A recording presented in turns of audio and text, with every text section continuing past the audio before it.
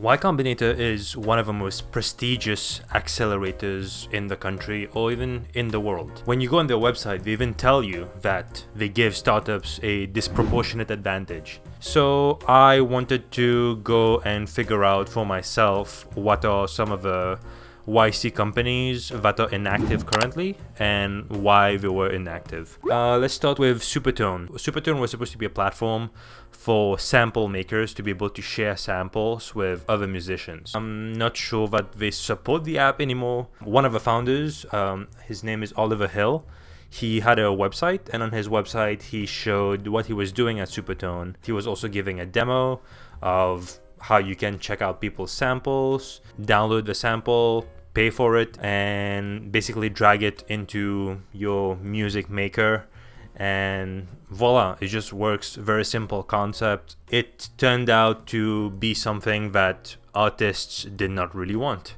On one of the other founders' profile, Jack Damon, he talks very briefly on his LinkedIn about why SuperTone was not able to work. Built and shipped a lot of software, participated in Y Combinator, but ultimately shut down. Making something people want is really hard. And I'm guessing that fits into not finding a product market fit, not being able to make something that people want and people are willing to pay for to be able to get that. One of the founders, Oliver Hill, whose website we just checked right before, he's currently now working on ClearSpace.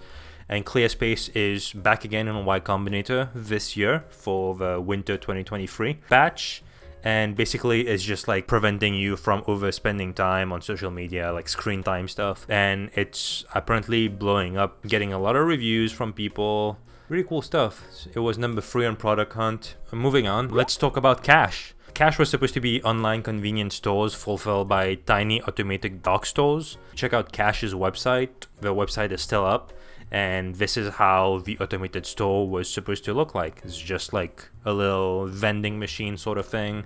And whenever you place an order, the Uber driver or the DoorDash driver would go pick up that order from the vending machine. From my perspective, looks like a great concept. The box is pretty good looking too.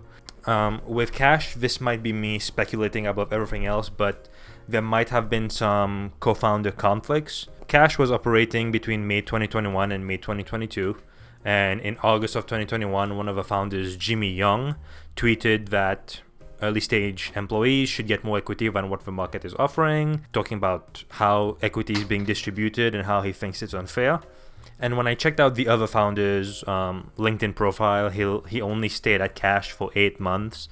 I'm not sure whether this is true. I'm guessing this is co-founder conflict. Moving on to a third startup, it's Quest. Quest was trying to be a podcast platform to make it a two-way discussion. Turns out when I checked out one of the founders' website, they could not find traction and they were having an unsuccessful product market fit, and the founder was complaining about the lack of resources to be able to make a successful pivot. As you've read in my updates over the last few years, we've not been successful in finding traction that could grow revenue or help raise to the next round of funding.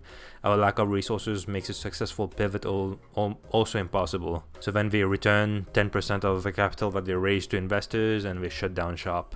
Again, product market fit. Onto the fourth startup, Canopi. On the Y Combinator profile, they talk about being an API company to measure and eliminate carbon emissions. But when I checked out their Twitter, they were talking about decarbonizing crypto and finance, #clean crypto. Canopi might have been impacted by the whole issue that happened with the Web3 movement. Web3 being something that people didn't necessarily want or understand or care for. So that's why Canopi shut down. Moving on to Mixr. Mixr wanted to basically be a social platform for remote and hybrid teams, team building for online game tournaments. I checked out one of the founders' Instagram. Mixr was supposed to look like a Zoom call, but I guess there would be like a gaming element to the UI. So they were building the whole platform, and they even had an Instagram, but I'm not sure how long they were active for. When you visit their website, it has a "thank you for supporting us" message. It seems like they potentially might have gathered a small community that was using their platform, but I guess they were transitioning into the next stage of their careers. To me, that also sort of indicates that you were not able to find product market fit. You were not able to find people that were willing to pay for your service. Again, another issue of product market fit. Moving on to Outfit. Outfit was a DIY renovations in a box, and it was founded in 2020. It was in the winter of 2021 batch at Y Combinator. When I checked out the founder's website, the founder talks about how he was a first-time founder, and that's why his execution was a bit questionable. Clever idea, terrible market, low willingness to pay, and questionable execution, in bracket, first-time founder. He had raised around $1 million. So terrible market fit and low willingness to pay is basically not finding people that are willing to pay for something. That means you didn't make something that was compelling enough, and that's not good product market fit. And questionable execution, that's on him. So yeah, very interesting. Moving on to Mythia. Mythia is another NFT Web3 sort of thing. Mythia didn't start as a NFT or Web3 project. They started as a rewards cards for gamers. That's from the founder Derek Pancao's, sorry if I butchered that name, Derek Pancao's LinkedIn. We built a reward card for gamer instead of airline miles, blah blah blah. However, it wasn't exactly that. By the end, they were considered as a crypto analytics to determine the best new early NFTs. On the Y Combinator page, Derek also claims that they had $500,000+ in revenue. Now he's working on listening.io. I wonder if this is in Y Combinator. With the whole Web3 and NFT thing, it's a bit tragic of like trying to ride a wave with that whole movement. The hype was just very aggressive in 2020. Yeah, moving on to Charge Running. Charge Running was founded in 2016 in Chicago, and they were part of the winter of 2021 batch. They were basically live virtual running classes to runners all around the world. From what I could tell, there may have been a product market fit issue due to customers not wanting to subscribe anymore. And the only reason I was able to find that out was through the ratings and reviews of the app on the Google Play Store.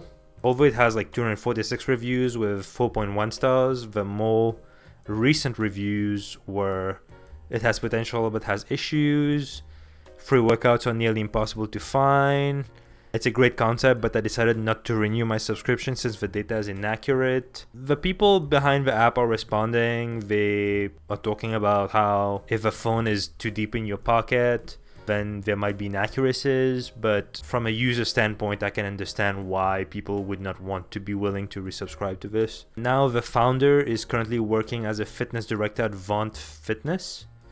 So yeah, moving on to Observa. Observa was an idea where the founder, Rob Pickard, was trying to catch accidental database exposures before the bad guys. He was a solo founder, and I reached out to him, and when I reached out to him, he responded that he had already written a blog post on failery.com about why Observa did not work out. He says that Observa never grew beyond that initial group of users. He tried to market Observa to massive consumer companies, but they just didn't find a reason to want to pay for Observa. I decided to solve a real problem I had experienced. Large consumer companies are constantly fighting account takeover attempts by credential stuffing botnets. Long story short, everyone thought this was cool, but after months of trying, I couldn't get any of these major consumer companies to try a pilot. Basically, he just was not able to find product market fit, and people just weren't willing to be wanting to pay for that product. So he shut down. In his great blog post, it's very detailed. He talks about how he raised a total of $462,000 and was able to return $370,000 because he was a solo founder and most of the money was used for his own salary and healthcare. And yeah, that is pretty great actually. And last but not least, we didn't want this video to be too long. We are talking about Playmaker, which was a community for fantasy sports players. The founder posted on his LinkedIn at the end of 2022 that they had to sell all of Playmaker's assets because they failed to deliver on their vision and they were unable to return investors' money. And when I checked on Playmaker's Twitter profile for the actual app's Twitter, they were talking about having unexpected issues. They were trying to get Playmaker up to speed and ready for a new launch, but unfortunately encountered unexpected issues that will take significant investment to solve. They temporarily shut it down, but apparently it might be shut down forever. So yeah, some people actually were using the app, some people hated it, some people actually liked it. So that was unfortunate, but that is a bit ambiguous because there could be a lot of things that happened there. This is the material that I was able to obtain from them. This is me from the future. One of the founders also responded to my email after I finished editing, so I just wanted to include a bonus company. Suggester. Suggester provides Amazon-level personalization for Shopify merchants. One of the founders responded to me that they couldn't find product market fit, and the founders had diverging goals on what to do next. They were founded in 2021, and they were part of a winter of 2022 batch. That's it for the bonus. As someone that did not go to Y Combinator, for me, companies that get to the stage of even being considered for Y Combinator is a really huge deal. So that's why seeing the other side where some companies don't make it is also important for me, and I thought I just would like to share it with other people. Thanks for watching, and I'll see you in the next video.